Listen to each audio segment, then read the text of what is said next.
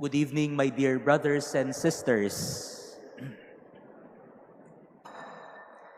When Jesus was asked by his disciples to teach them how to pray, Jesus did not just teach them the words to say in prayer, but in fact, Jesus taught them the attitude they should have in prayer. Noong tinanong ng mga alagad si Jesus, turuan niyo ho kaming manalangin. Hindi lamang sinabi ni Jesus kung ano ang sasabihin ninyo. Ang tinuro sa kanila ni Jesus, paano nga ba ang pag-uugali o gawi natin sa pagdarasal? And I would like to highlight this teaching of Jesus, especially in our gospel reading today, when Jesus told them about the importance of persistence in prayer.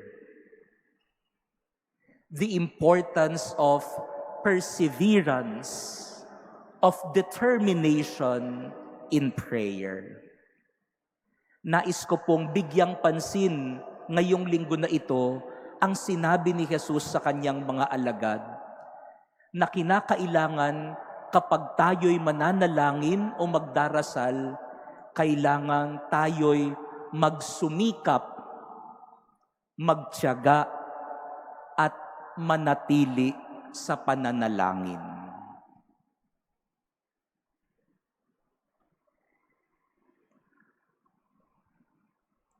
Uso pa ba ngayon ang pagiging matyaga?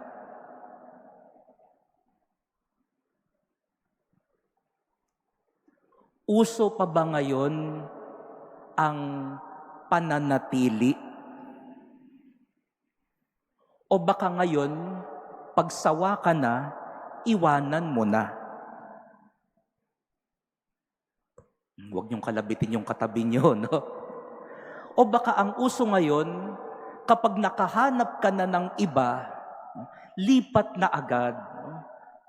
Pabago-bago, palipat-lipat. Pero mahalaga din ang paalala ni Jesus sa atin ngayon. Hindi lang sa pananalangin, kundi sa ating pang-araw-araw na buhay. Mahalaga ang matuto tayong magtiyaga, manatili, magsumikap. In a world where, according to Pope Francis, there is the throwaway culture, it is important to learn, not only in prayer but in our day-to-day life, perseverance, persistence. Ngayong araw po ay Grandparents' Day, Day of the Elderly. Mamaya, kayong mga bata, baka kasama pa rin naman ako sa mga bata, magpakwento kayo sa mga lolo o lola ninyo o sa mga nakatatanda dito. Sigurado ako, marami ang kwento tungkol sa perseverance. Sigurado ako, marami silang kwento tungkol sa persistence. Marami silang kwento tungkol sa pagtiyatiyaga, pananatili. Sasabihin siguro ng lolo o lola nyo, itong lola mo, pinagtiyagaan ko ito ng 50 years.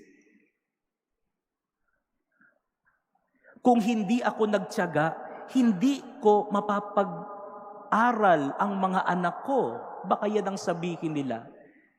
We listen to stories of persistence, perseverance, because tonight, this is the teaching of Jesus, of God in our readings. What can we learn with persistence? In our gospel reading today, we see Jesus telling a sort of a parable, telling the disciples that if you knock at the door of your friend asking for bread, and at first he does not open even the window for you, be persistent, and later on, he will open the door and give what you need. What does this teach us, my dear brothers and sisters?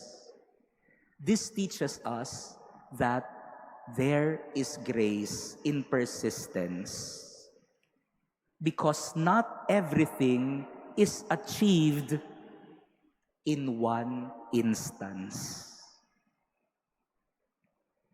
Mahalaga ang maging matyaga sapagkat hindi lahat ay makukuha natin sa isang kuha o isang subok lamang. Madalas marami sa atin kapag sumubok ng isang beses at hindi nakuha o hindi nagtagumpay, aatras na agad, matatakot na agad, bibitaw na agad.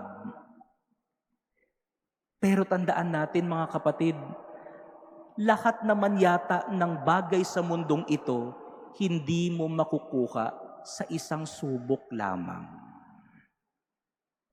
So be persistent.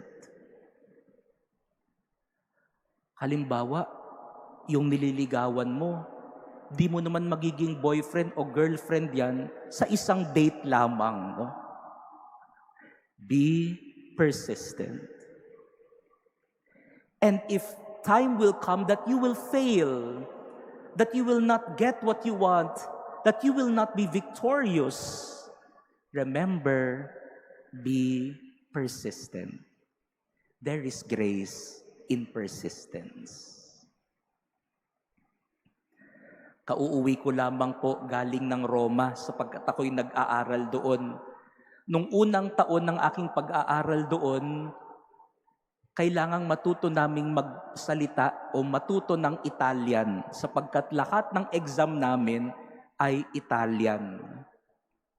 So yung una kong exam, oral exam, you need to explain your answer in Italian. Pinaghandaan ko talaga. Ang haba ng sinabi ko, ang sabi lang sa akin ng professor ko pagkatapos ng exam, more or less. Ang sakit makatanggap ng ganong sagot galing sa iyong professor. Pagkatapos ng lahat ng sagot mo, more or less, no? In Italian, più o meno, no? More or less. Ibig sabihin, hindi niya naintindihan ang Italian ko siguro. I could have asked Cardinal Advincula to just bring me home here in the Manila Cathedral and stop studying. But I thought, not everything is achieved in just one instant. You need to persist. You need to persevere. Kaya ngayon, marunong na akong umorder ng pizza at pasta kapag ako'y nag-aaral. No? Matututunan mo rin, kahit bumagsak ka man sa una, be persistent. Have perseverance.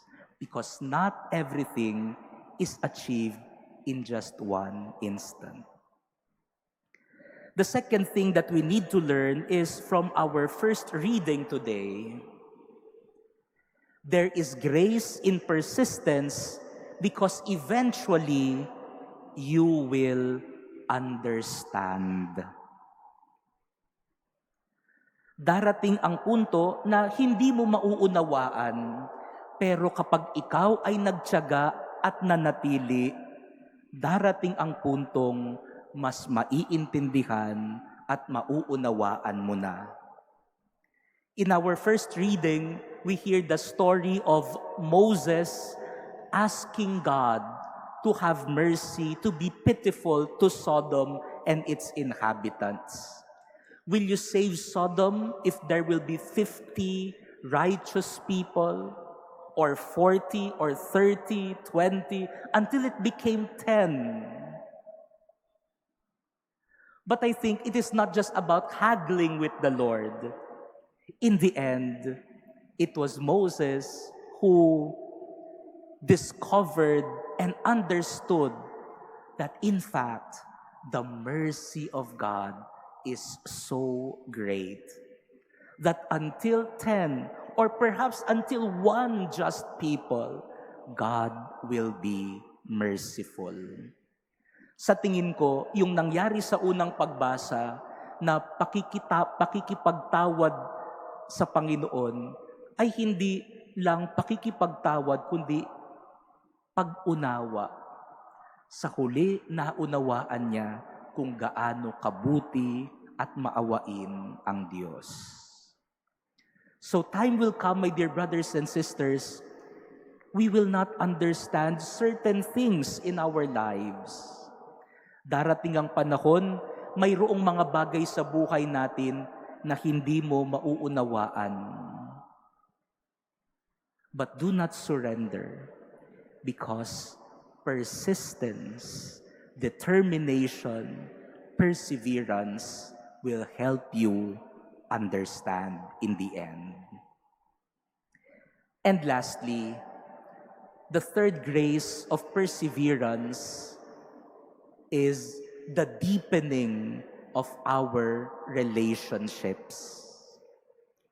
Ang ikatlong biyaya ng pananatili, pagtsatsaga, pagpupunyagi ay ang paglalim ng ating ugnayan sa isa't isa.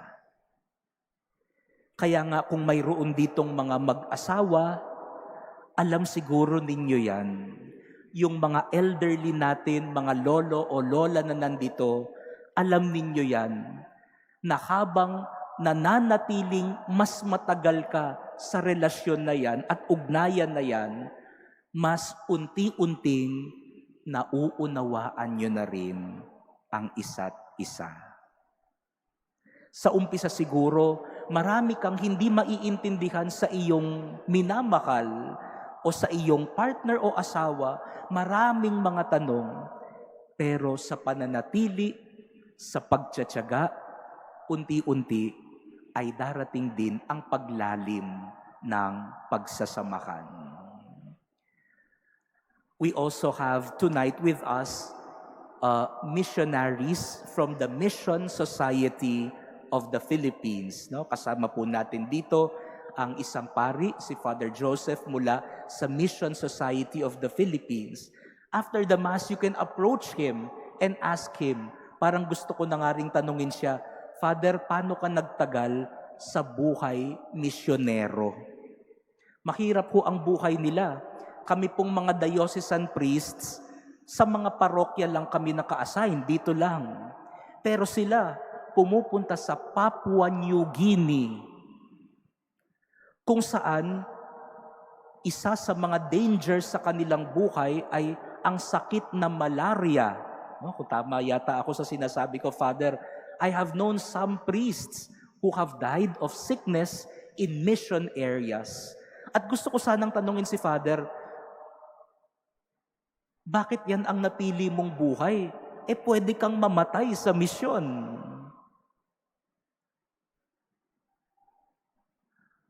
Only a missionary priest like him, who have spent many years of loving the Lord, of loving the church in mission, can say why they persisted and persevered in this mission. My dear brothers and sisters, as we continue this celebration of the Eucharist, Jesus reminds us today, there is grace in perseverance. There is grace in persistence, because not everything can be achieved in just one instant. Because in persistence, we learn how to understand one another. And in persistence, we deepen our relationship with God and with one another. Amen.